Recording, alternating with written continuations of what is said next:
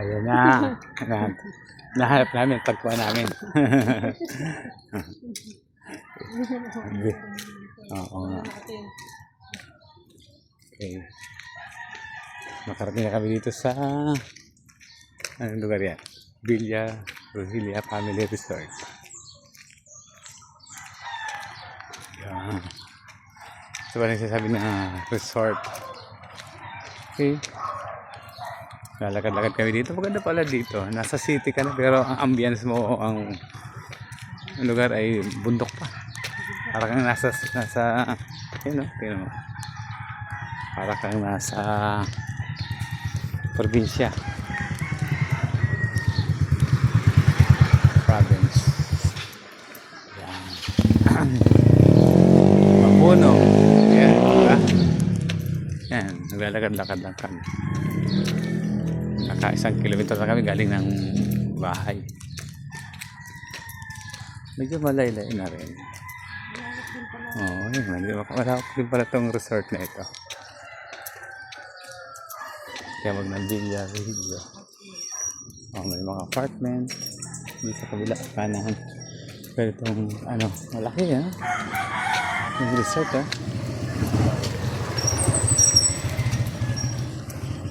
wala kaming gagawin kundi galugarin pa ang Caloocan.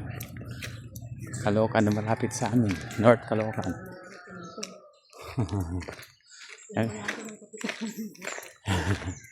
Yung lugar medyo rough road, no?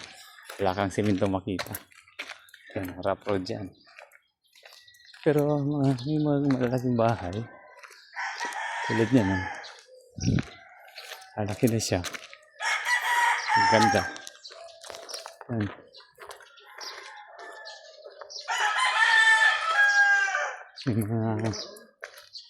Yan, maganda rin naman. Matataas na mga bahay dito. Yung nga lang kalsada ay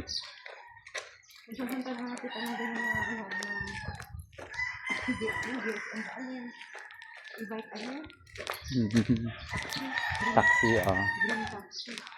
electric vehicle. Ang laki ng bahay dito. Probinsya. O, sige ka. Pag kinagat mo yan, meron kami ebidensya. Sitog. Yan. Dito sa meron din mga e-bike. Ito na, electric car.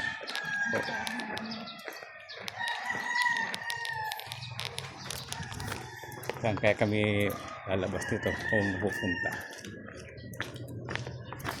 Medyo malubak talaga. Mahirap sa mga may sasakyan siguro dito kung hindi ka naka single motor. Hindi may kahirapan dito.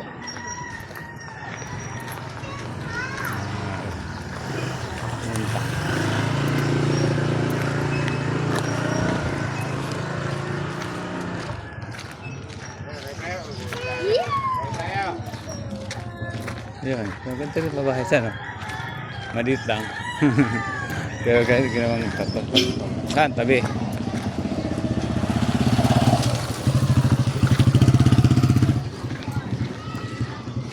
Malapit na kami kila Dario.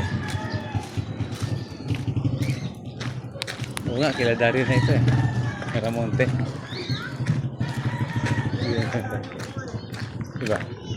Baka ganun yun. Dito yata. Ito. Kila Lily. Dito yata kila Lily yung kanto niya. Ito na kila Lily. Yan yung akyata niya. Yun. Ayan, kila Lily na ito Alam ko itong parang ewan ko tama ako.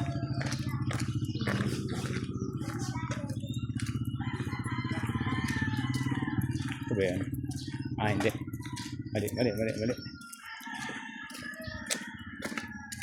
Kala ko yung kalsada din. Ang laki na mapuno dito. Mapuno pa yung lugar na ito. Talagang nakabayaan ng Oo. Daming asong gala.